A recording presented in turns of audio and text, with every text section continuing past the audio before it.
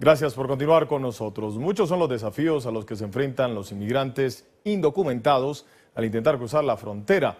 Extorsión y secuestro son tan solo algunos de ellos. A continuación, le presentamos la primera parte de una serie especial donde Gabriel Preciado fue tras la pista para conocer de primera mano estas terribles historias. Nos encontramos en las inmediaciones del río Bravo, punto estratégico que ha visto la llegada de miles de inmigrantes a la frontera sur del estado de Texas. Esta situación ha puesto al descubierto algunas de las vicisitudes por las que pasan precisamente los inmigrantes. Hoy denuncian maltrato, secuestro, tortura y narcotráfico. Todo en la primera parte de este reportaje especial, Tras la Pista.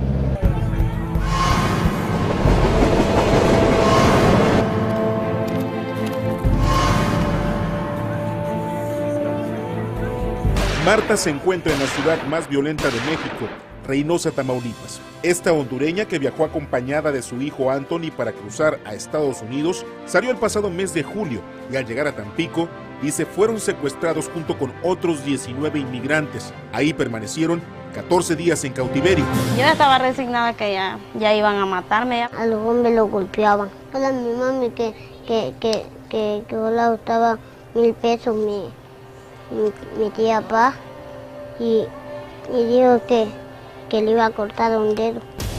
Los relatos son desgarradores y dan cuenta de una red de secuestradores bien establecida y organizada que opera desde Centroamérica. Los coyotes lanzan el anzuelo y sus víctimas, desesperados inmigrantes que buscan llegar al otro lado del río Bravo en busca de seguridad, trabajo o sencillamente huyendo de la muerte, terminan por convertirse en mercancía. Desde sus países de origen hasta la frontera, los inmigrantes se arriesgan a caer en los tentáculos de estas peligrosas redes que saben muy bien que en el tren, mejor conocido como La Bestia, está otro punto donde encuentran a sus víctimas.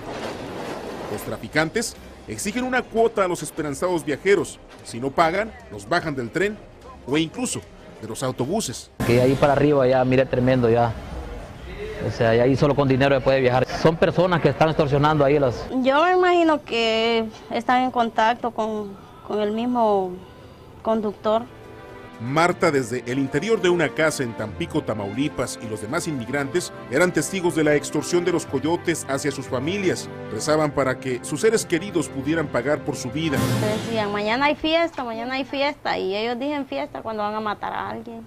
Y digo yo, en la lista voy yo, digo yo, con mi niño, varias pues. Afortunadamente, a finales de julio, como lo muestra este documento, Marta y los demás secuestrados fueron rescatados por las autoridades de inmigración mexicanas y se inició toda una investigación. Ahora Marta y su pequeño se encuentran a salvo en un albergue. Nosotros lo que hacemos con los niños que vienen, que son centroamericanos, que vienen acompañados de algún familiar con el propósito de cruzar los Estados Unidos, bueno, se les dan todas las atenciones igual que a cualquier migrante. Se les alberga en las casas del migrante, ya sea en la casa de Senda de Vida o hay otro albergue que se llama Nuestra Señora de Guadalupe. Yo soy tu niña, la niña de tus ojos. Aquí Marta, con 10 mujeres más y otros 85 inmigrantes, encuentran en el hermano Héctor alivio y consuelo para sus penas. Se quedan aquí en la ciudad de Reynosa y sin ni un centavo, y pues ya de ahí ellos comienzan a padecer hambre, necesitan un lugar donde permanecer y gracias a Dios este centro se ha abierto para ellos, para los migrantes. Y en este templo, como nunca antes, se aferran a su fe para encontrar el auxilio, pero sobre todo una ayuda divina que les permita llegar al otro lado del río. El pequeño Anthony sabe que ese bus, el bus como él lo llama, el bus que tanto ve en su dibujo, lo puede llevar a él y a su madre a su destino final. Bus. ¿El bus? ¿Qué lleva ese bus y a dónde va? A los Estados Unidos. Y a pesar de todas las dificultades en el caso de Marta, ella señala que correrá con el riesgo de cruzar las peligrosas aguas de este río Bravo, sin importarle qué pueda pasar, pues asegura que regresar a su país natal, Honduras, sería firmar su sentencia de muerte. Gabriel Preciado, Univisión.